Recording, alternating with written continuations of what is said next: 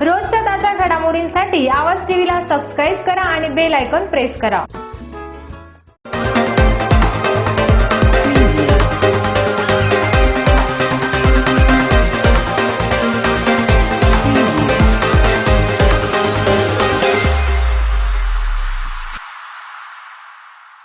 परखडवाना संस्कृतीचा साज, सत्याचा शोध, बुलंद आवाज। नमस्कार, आवाज टीव्हीच्या बातमीपत्रात मी मयुरी देशमुख आणि आपले सर्वांचे स्वागत। जाणून घेऊया दिवसभरातील काही ठळक घडामोडी।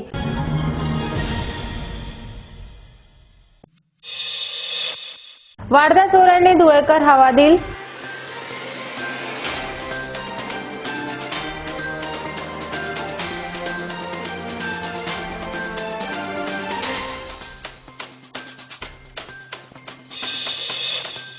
पारोळा तालुक्यातील पीडित मुलीला न्याय मिळावा, भाजपा प्रदेश उपाध्यक्ष जयश्री आहिरावांचे निवेदन।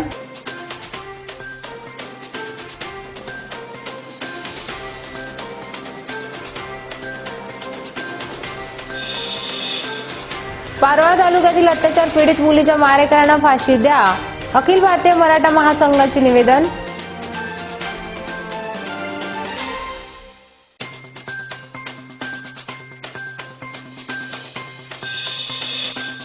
कोरोना संकटातही धुळ्यात विकास कामे न थांबता सुरू, वर्षभरात अक्कलपाडा योजना पूर्ण करू, महापौर सोनार।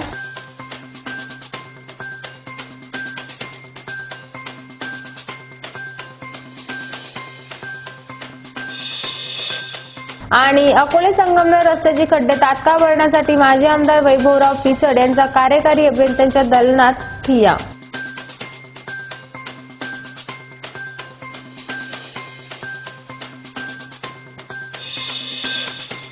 साक्री नगरपंचायतचे आरक्षण जाहीर, 17 प्रभागात 9 जागा महिलांसाठी।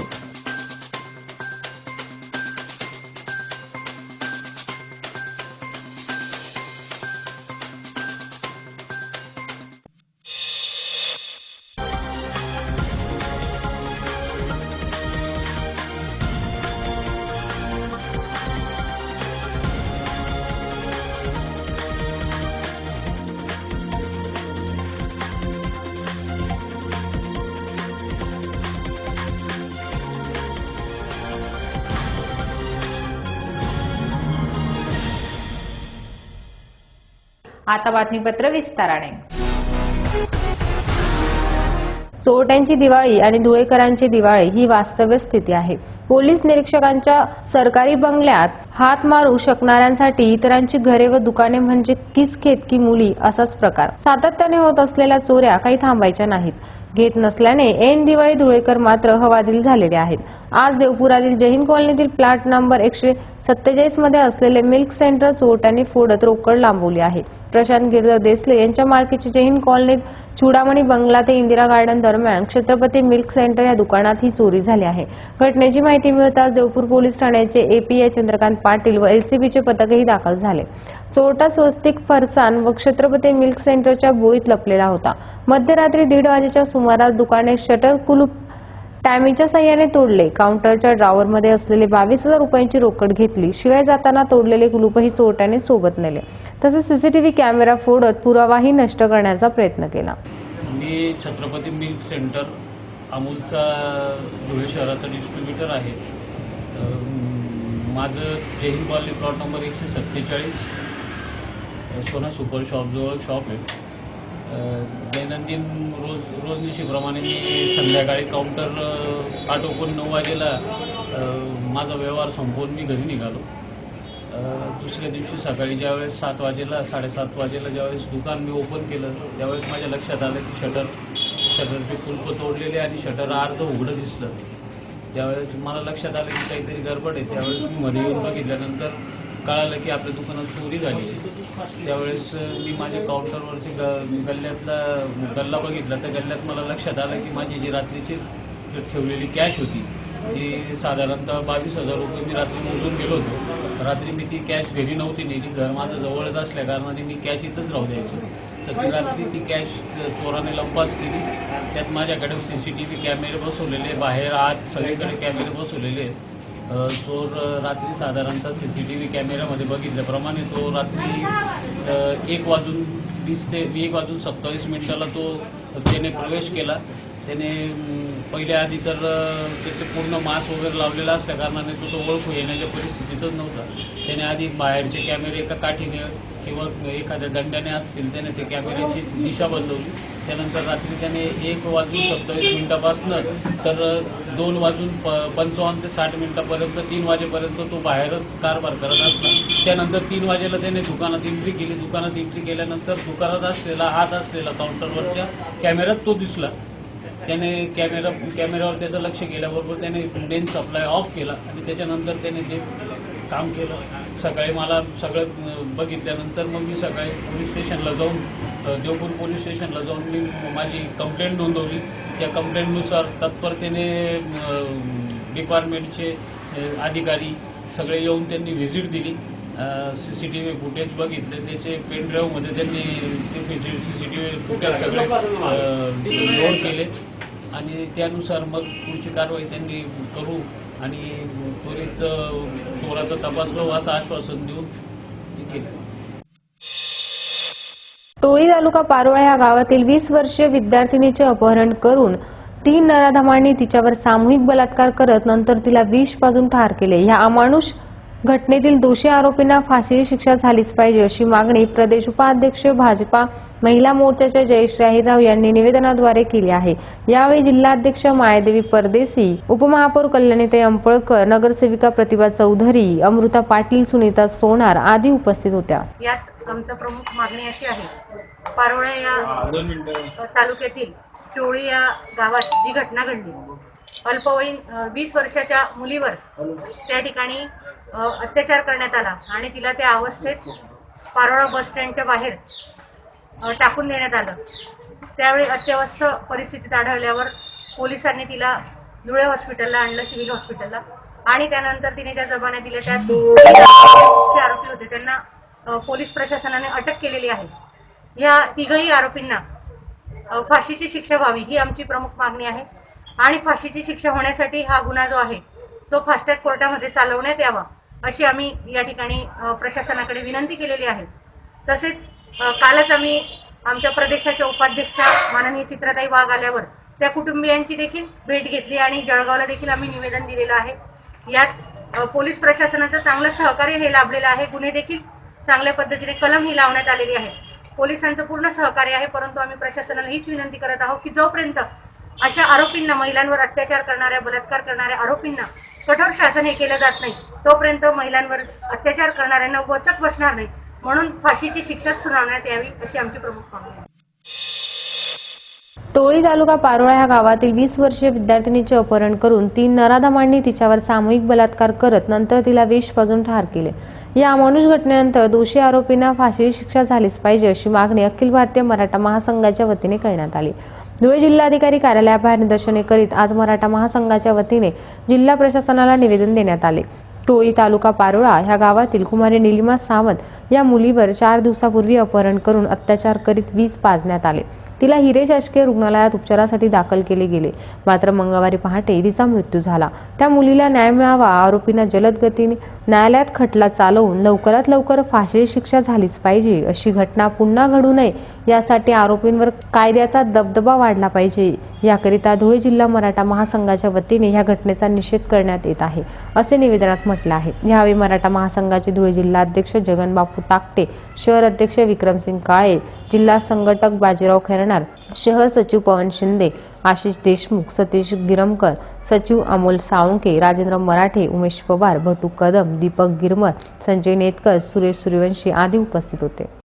या गावातील कुमारी निलिमा सावंत ही विद्यार्थिनी, या मुलीवर काही आरोपींनी तिला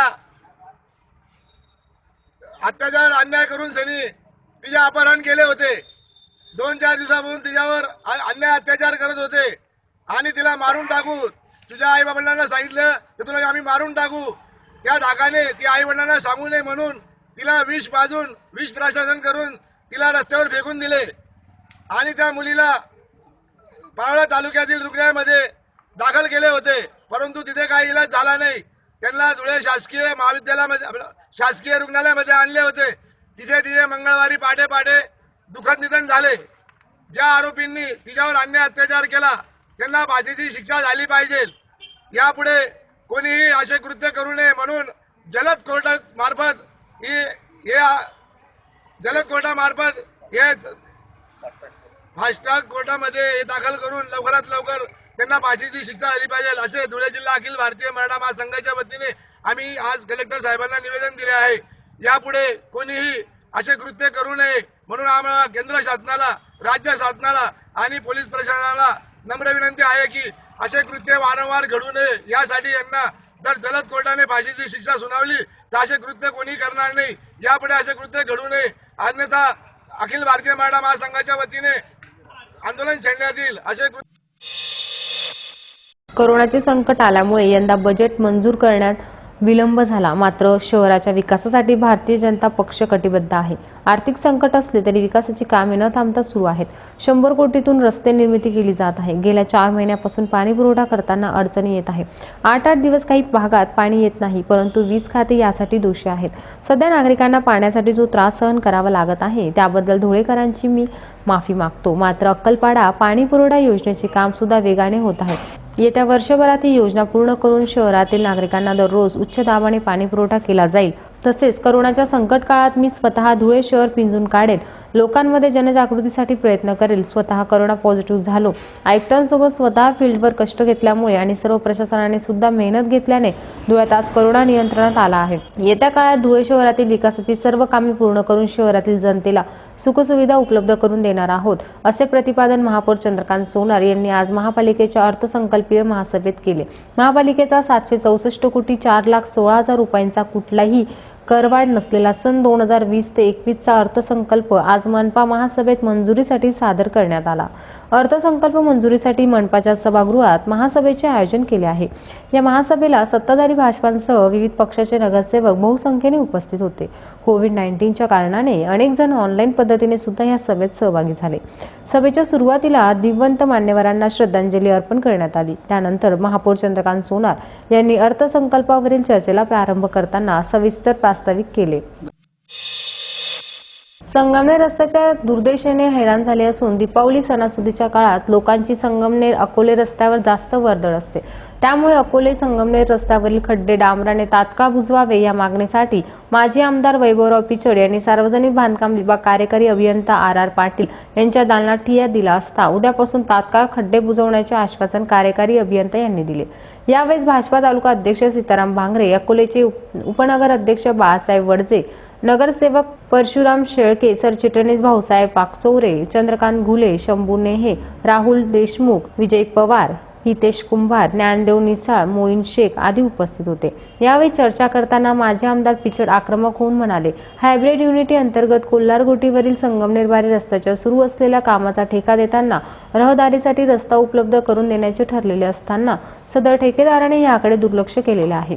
रस्त्याच्या कडेची झाडाची कत्तल करण्याची जेवढी घाई या ठेकेदार व प्रशासनाने केली तेवढी घाई विद्युत पोल शिफ्टिंग व इतर कामात का करत नाही? या रस्त्याच्या कामामुळे व रस्त्यावरील वळणे सरळ न केल्याने झालेली व होणाऱ्या अपघातांचा क्लेम सार्वजनिक बांधकाम विभागावर करायचा आहे असा प्रश्न केला। अपघातांचा क्लेम सार्वजनिक बांधकाम विभागावर करायचा का असा प्रश्न केला। यापूर्वी अनेकांच्या दुचाकी खड्ड्यात आदळून अथवा सरकून अपघातही झालेले आहेत। त्यावर रस्त्यावर निकृष्ट दर्जाचा मुरुम व माती टाकल्याने रस्त्यावर मोठ्या प्रमाणात धुळीचा फुपाटा होतो। सदर ठेकेदार व सार्वजनिक विभाग जनतेच्या जीवाशी खेळत आहे, तर या रस्त्यावरील विद्युत पोलचे शिफ्ट करावे अशी मागणी यावेळी केली। यावेळी सार्वजनिक बांधकाम विभागाचे कार्यकारी अभियंता RR पाटील यांनी अकोले संगमनेर रस्त्यावरील खड्डे उद्यापासून बुजवण्याचे काम सुरू होईल असे आश्वासन देत संबंधित ठेकेदाराला फोनवर तशा सूचनाही केल्या। साक्री नगर पंचायतीच्या आगामी सार्वत्रिक निवडणुकीसाठी आज प्रभागातील आरक्षण सोडत काढण्यात आले। उपविभागीय अधिकारी तथा साक्रीचे निवडणूक निर्णय अधिकारी भीमराज दराडे यांच्या उपस्थित झालेले हे आरक्षण सोडती 17 प्रभागात एकूण 9 जागा महिलांसाठी राखीव झाल्या आहेत। आज सकाळी नगरपंचायतीच्या कार्यालयात आरक्षणासाठी काढलेल्या सोडतीच्या वेळी निवडणूक निर्णय अधिकारी भीमराज दराडे यांच्यासह नगरपंचायत मुख्य अधिकारी देवेंद्रसिंग परदेसी, पोलीस निरीक्षक अशोक आहेर यांच्यासह विविध राजकीय पक्षांचे पदाधिकारी उपस्थित होते। या महिन्याच्या 18 तारखेनंतर निवडणुकीची पुढील प्रक्रिया प्रारंभ होत असल्याचे यावेळी सांगण्यात आले। साक्री नगर पंचायतीच्या गठनानंतर प्रभाग निश्चित करण्यात आले असून शहरात एकूण 17 प्रभाग आहेत. त्यात 50% महिला राखीवसह अनुसूचित जाती, अनुसूचित जमाती व इतर मागास प्रवर्गाचे आरक्षण निश्चित करण्यात आले. परिणामी 17 प्रभागात 9 महिलांसाठी राखीव जागा झाल्या आहेत. नागरिकांच्या मागास प्रवर्गाला 5 जागा गेल्या असून अन्य जागा या खुल्या गटातील राहणार आहेत. मागास प्रवर्ग महिलांसाठी राखीव झाला आहे. आरक्षणानंतर विद्यमान सत्ताधाऱ्यांसह सर्वच राजकीय पक्षाचे गणित बदलणार असल्याने आगामी निवडणुकीत चुरस निर्माण होणार आहे. 17 पैकी 9 प्रभाग महिलांसाठी आरक्षित असल्याने साक्री नगर पंचायतीत महिला राज अवतरण्याची चिन्हे दिसत आहे. आज दिनांक 10 नोव्हेंबर रोजी या ठिकाणी साक्री नगर पंचायतच्या होणाऱ्या निवडणुकीकरता आरक्षण सोडत या ठिकाणी काढलेले आहे. साक्री नगर पंचायतमध्ये एकूण 17 प्रभाग आहे आणि या 17 प्रभागांचे आरक्षण या ठिकाणी प्रवेश आहेत आणि त्यांच्या टीम आणि साक्री नगरपंचायत अध्यक्ष सर्व नागरिक यांच्या उपस्थितीमध्ये आज सुरुवात करण्यात आलेली आहे. सर्व प्रक्रिया अत्यंत शांततेने पार पडलेल्या आहे. मी सर्व उपस्थितांचे आभार मानतो. मालपूर तालुका शिंदखेडा येथील अत्यंत गरीब परिस्थितीतून मेहनत मजुरी करून विलास यास शिकवून तो आज पुणे येथे ट्रेनिंगसाठी पाठवताना आई व वडिलांचा आनंद गगनात मावेना. त्यावेळी मालपूर गावाचे राजे महावीर सिंग रावल, सरपंच मच्छिंद्र शिंदे, उपसरपंच जगदीश पाटील, पत्रकार पीटी आडगाळे, बॉर्डर ग्रुपचे लीडर सावंत सर, बॉर्डर ग्रुपचे सदस्य आदी उपस्थित होते. हा कार्यक्रम बाबासाहेब आंबेडकर चौकात झाला. माजी जिल्हा परिषद अध्यक्ष व सरपंच यांनी विकास इंदवे याचा फुलहार घालून स्वागत करण्यात आले. आनंदा इंदवे व त्याच्या नातेवाईकांसह हजर होते. पुणे येथे ट्रेनिंगसाठी रवाना करण्यात आले. आनंदा इंदवे यांनी पेढे वाटप करून आनंद व्यक्त केला. सर्वप्रथम छत्रपती शिवाजी महाराज, महात्मा फुले, बाबासाहेब आंबेडकरांच्या पुतळ्यांना फुलहार वाहून कार्यक्रमाला सुरुवात झाली.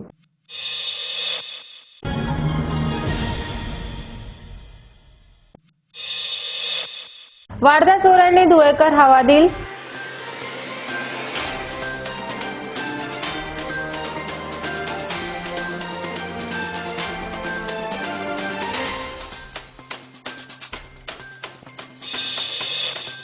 पारोळा तालुक्यातील पीडित मुलीला न्याय मिळावा, भाजपा प्रदेश उपाध्यक्ष जयश्री आहिरावांचे निवेदन.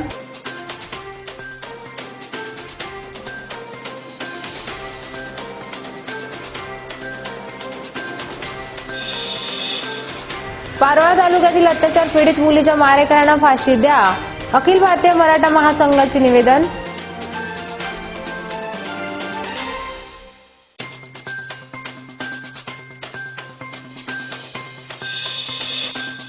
कोरोना संकटातही धुळ्यात विकास कामे न थांबता सुरू. वर्षभरात अक्कलपाडा योजना पूर्ण करू, महापौर सोनार.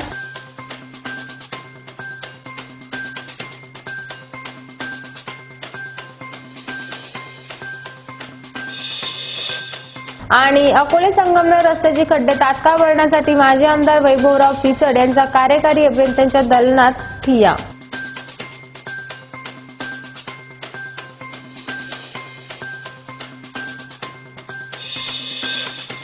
साक्री नगर पंचायतचे आरक्षण जाहीर. 17 प्रभागात 9 जागा महिलांसाठी.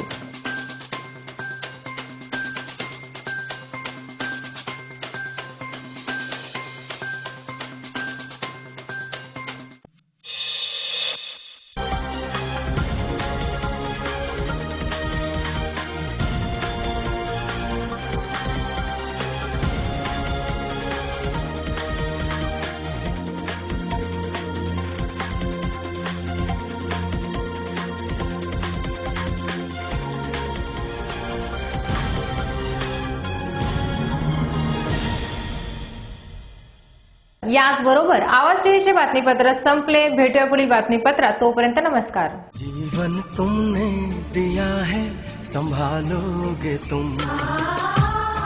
जीवन तुमने दिया है संभालोगे तुम. आशा हमें है, विश्वास है, हर मुश्किल से विधाता निकालोगे तुम. जीवन तुमने दिया है संभालोगे तुम. आशा हमें है, विश्वास है, हर मुश्किल से विधाता निकालोगे तुम. जीवन तुमने दिया है संभालोगे तुम।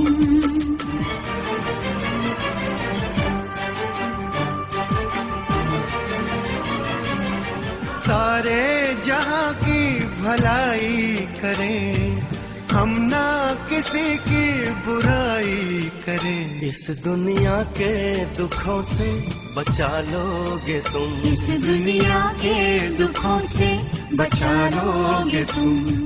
रोजच्या ताज्या घडामोडींसाठी आवाज टीव्हीला सबस्क्राईब करा आणि बेल आयकॉन प्रेस करा।